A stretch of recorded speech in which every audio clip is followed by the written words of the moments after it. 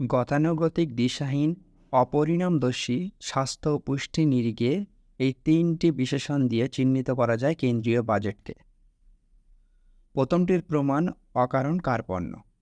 স্বাস্থ্যই সম্পদ, এ কথা যেমন ব্যক্তির ক্ষেত্রে তেমন জাতির ক্ষেত্রেও সত্য। তাই উন্নয়নের সূচকে পুষ্টি ও স্বাস্থ্য বিশেষ গুরুত্ব পায়। কিন্তু স্বাস্থ্যের জন্য সম্পদ ব্যয়ে কেন্দ্রীয় সরকারের অনীহা যথাপূর্বক।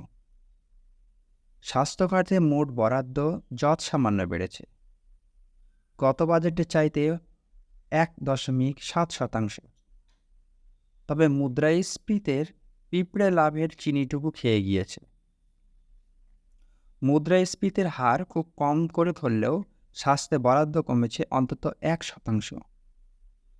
জাতীয় স্বাস্থ্যনীতি 2017 সুপারিশ করেছিল যে জিডিপির অন্তত 2.5% ব্যয় করতে হবে স্বাস্থ্যে। কিন্তু বার্ষিক আর্থিক সমীক্ষাগুলি বারবার দেখিয়েছে কোনো বছরেই ব্যয় 2% ছাড়ায়নি। এই ব্যয়ের হিসেব অবশ্য পানীয় জল ও শৌচ নিকাশির খরচও ধরা হয়েছে। এবছর স্বাস্থ্যে মোট বরাদ্দ 87,656 কোটি টাকা। সরকারের যে মনোভাবের ইঙ্গিত দিচ্ছে তাতে 2025 সালের মধ্যে স্বাস্থ্য খাতে ব্যয় 2.5%-এর লক্ষ্যে পৌঁছানোর সম্ভাবনা কম। সরকার যে খরচ বাঁচাচ্ছে তা পূরণ করতে হচ্ছে মানুষের পকেটের টাকায়। চিকিৎসার জন্য নাগরিকের ব্যয়ের হার অধিকাংশ উন্নয়নশীল দেশের তুলনায় ভারতে অনেক বেশি। নীতি আয়োগেরই একটি সমীক্ষায় দেখিয়েছে ভারতে অন্তত 10 কোটি মানুষ প্রতি বছর চিকিৎসার খরচ দিতে গিয়ে দারিদ্র্যে পতিত হন।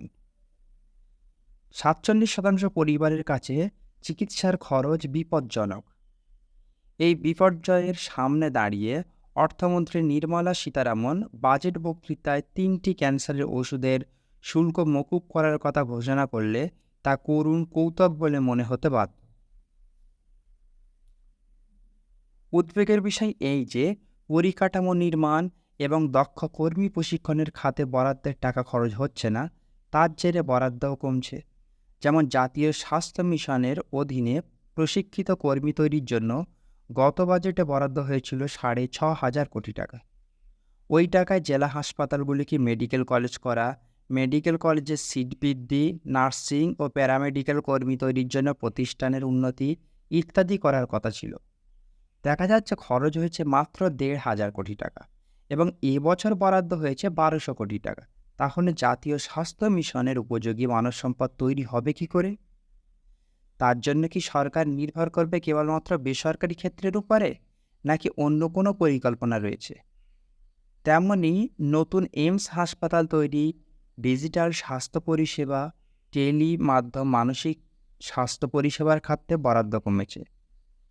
সংক্রামক ব্যাধি প্রতিরোধে দিল্লির national centre for disease control এর একাধিক শাখা সারা দেশে খোলার কথা ছিল। বিভিন্ন দপ্তরে সংহতি তৈরির কথা ছিল। সেই খাতে বরাদ্দ খরচ হয়েছে অর্ধেক এবং এবছর বরাদ্দও কমেছে।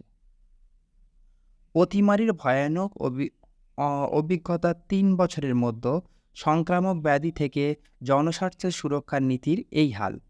গঙ্গায় ভাসানো কোভিড মৃতদেহগুলিকেও সরকারি ব্যয় বরাদ্দের দিশা আনতে পারল না।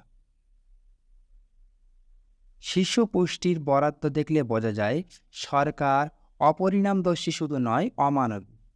শিশু ও কিশোরীদের পুষ্টির একাধিক প্রকল্প সরকার এনেছে একটি ছাতার তলায়: সক্ষম অঙ্গনওয়াড়ি এবং পোষণ 2।